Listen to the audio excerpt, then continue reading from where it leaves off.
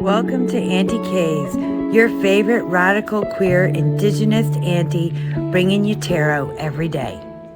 Hello, and welcome to Auntie K's Tarot.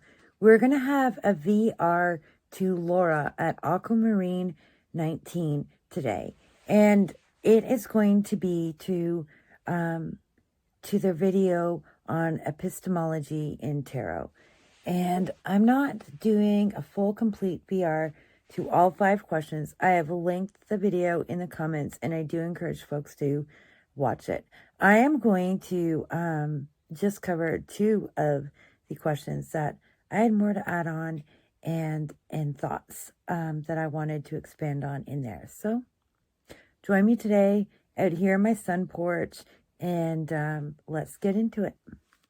Oops. But before we get into it, like, comment, and subscribe, and then get into it. All right. So one of the things that Laura had talked about in their video was how is tarot knowledge produced?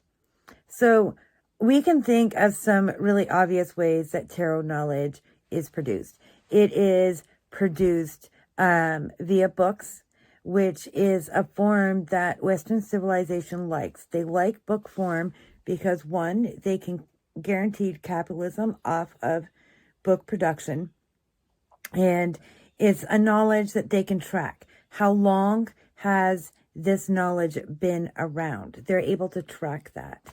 And because Western society is able to track the length of a knowledge via book form, they consider it the most sound form of knowledge. It doesn't change, and you have it all. I would argue with this. Books go out of print. They get lost. They become unreadable. And the other thing about books is when you're putting information and knowledge into a book, you're deciding what fits. What fits into this book. And so the knowledge gets condensed. With oral knowledge, this is different. Oral knowledge is naturally free, but can be capitalized, and sometimes is, sometimes on large scales within the tarot world. But in the tarot world, I think oral knowledge is frequently more small-scale capitalism, where, a small business owner is making a profit teaching tarot to a small group of students.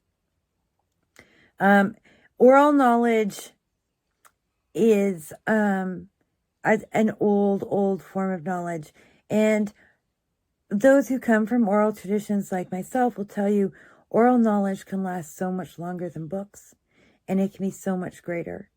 But it's only great when it's held by a multitude of people in order to hold the full extent and breadth of that knowledge.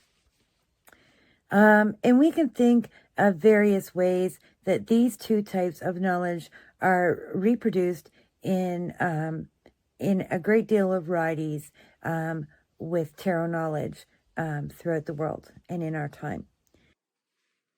It's interesting to think about these 2 types of tarot knowledge, oral and book, and the importance and level of validity each are given.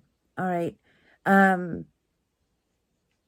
There's a strong value, I think, in all spiritual communities to oral knowledge. But because it's become part of the capitalist system, it has levels of value added to it. And our current society sees that if you've been published, in the bigger way that the bigger the company that's published you, the more validity you have, because you have more reach and you have more capital reach. And so this gets valued in some ways over top of oral knowledges, even though I think on an individual level, the oral knowledges we gained are very valued. And I'm going to say the oral knowledges you gain, because I think in our world, not all of us know how to retain oral knowledges, and it's a skill that we're losing. There's a third type of knowledge also that does produce tarot knowledge, and it's not quantifiable, it's not verifiable, and it can't be capitalized on. There's no profit in it. And that is knowledge gained by intuitive knowledge from intuitive learners. And intuitive learners are folks who bring learning in from spirit. They hear it, they take it in, and they value it enough to keep that knowledge and hopefully to pass it on. This is a type of tarot knowledge that is overlooked. And in our society, it's questioned. It's not, because it's not verifiable how you got this knowledge. There's no trail of evidence. There's no proof. And there's certainly no trail of money for it to follow. The other question that I found very interesting and wanted to dive into some more was being able to read for yourself.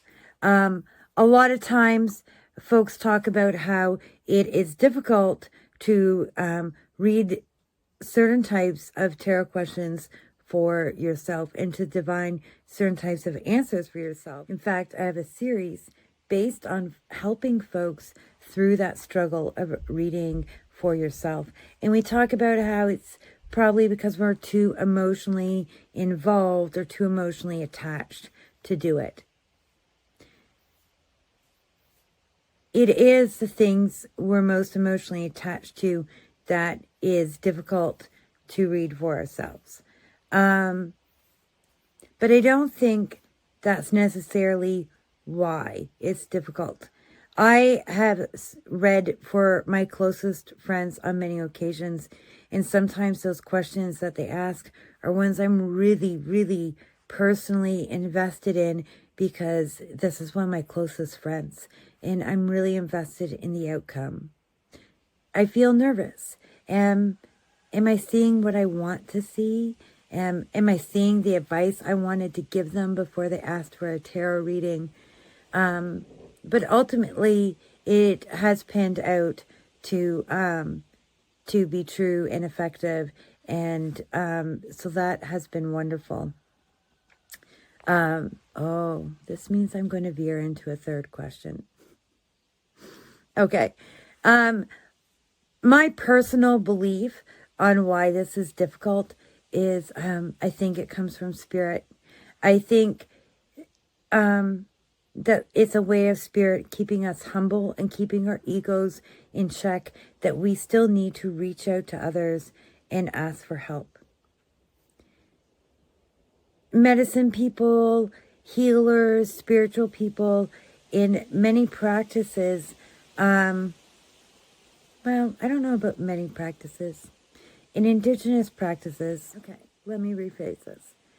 What I know is that in indigenous practices, we often have medicine folks who have different specialties. Much like in Western medicine, doctors have different specialties. And this does require those medicine folks to reach out to other practitioners at times beyond their specific specialty. And I think Spirit wants us to check in with others. And in a world that is intersustainable, it's important that we do check in with others, so we don't aim for this self-sustainability of Western society. That's not a real concept. That's not how the real world works. That's not how the natural world works. We're intersustainable. And so I personally believe that this difficulty that many divination folks find in getting certain types of readings for themselves, whatever that might be, is a check from Spirit that you are reaching out to others. Oh, I started to lead into one of the other questions Laura posed. And that is, can tarot reading be verifiable, and should it be? And as Laura said, it depends on the type of tarot reading you do. A self-help style tarot reading is a lot harder to verify. But divination is much, much easier to verify. I do read divination as well as self-help with tarot. And can it be verified? It can. It's not that I believe in divination, not because I believe fates are necessarily set, but we make ripples that impact different routes available to us in the future. And often in a divinational reading, sometimes what I get is a straight up, this is how this is going down. Because there are circumstances beyond your control your ripples aren't going to affect. And other times, their reading will say, if you leave things out of the status quo, this is how it's going to play out. If you decide to cause more ripples that are going to positively impact you, there is an opportunity to do so and to make those ripples that can change the current course and set you on a different course, this A, B, or C being the course.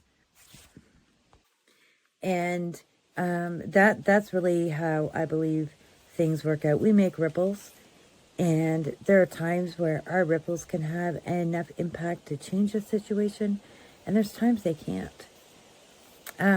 In love readings, the ripple thing, really becomes big, and I will look at it to see, have there been ripples made for this wanted relationship to even be set into course yet? And because I could simply say, oh, this person's not interested, there's no relationship coming into play. So why is there no relationship coming into play? Is the person uninterested? Are they not looking for partners? Or are they unaware of you as a potential partner? And sometimes what needs to happen is there's ripples, and then there's there can be a chance. Sometimes there's not going to be a chance. And so those, when you're looking at divinational readings, is, in my personal opinion, important to see what is currently going on in the situation, what ripples have been created in the situation already, what hasn't, and what sort of impacts are possible. Should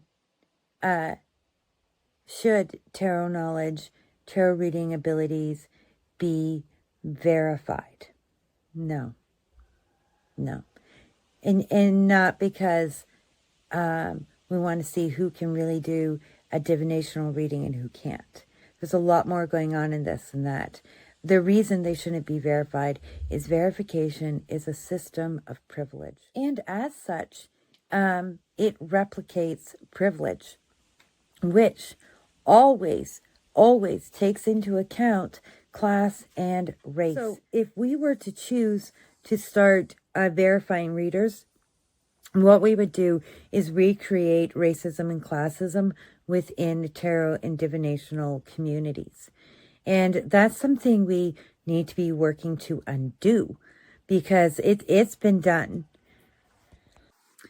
There's lots of laws from the past that were specifically designed to target fortune tellers of color and leave alone, the exotic middle class white tarot reader or astrologer.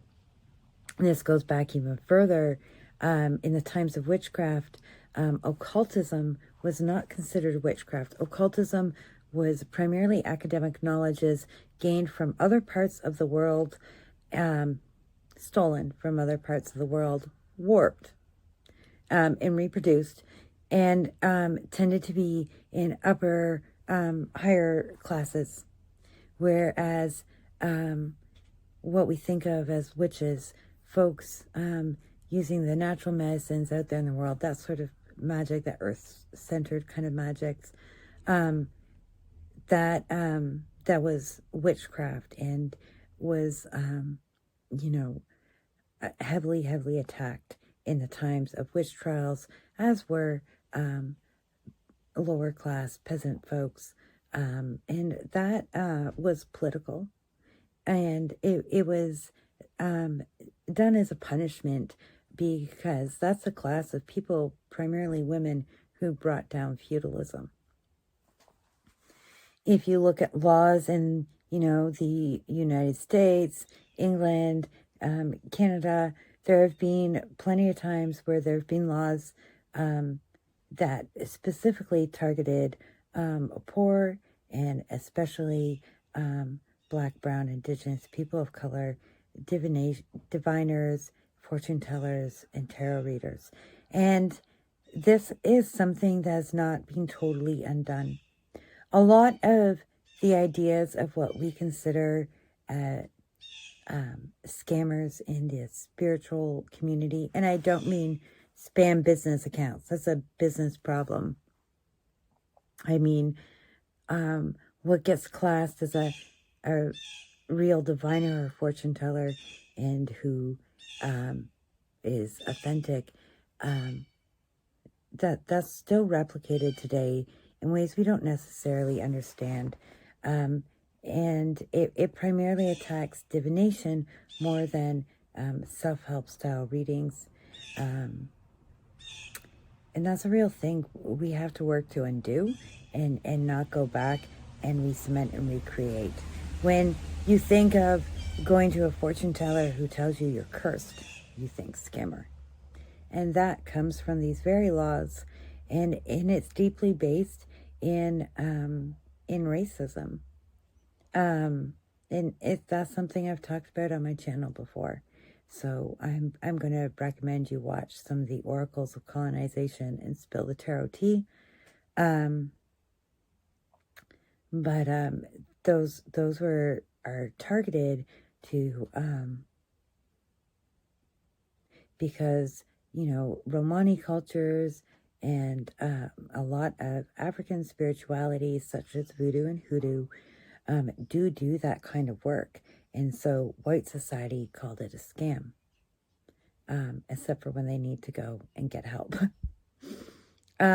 So these are all the very reasons why we shouldn't be verifying tarot readers. But you can verify the tarot readings you receive by journaling them and seeing how they play out. Just make sure you take all the advice of the cards when they say this is what you need to do in order to accomplish this. So thank you very much for joining me today. I hope everybody enjoyed it. And if you want to get into the full list of epistemological questions, Laura at Aquamarine 19 Place Towards Tarot, do check out that video. It is in the description box below.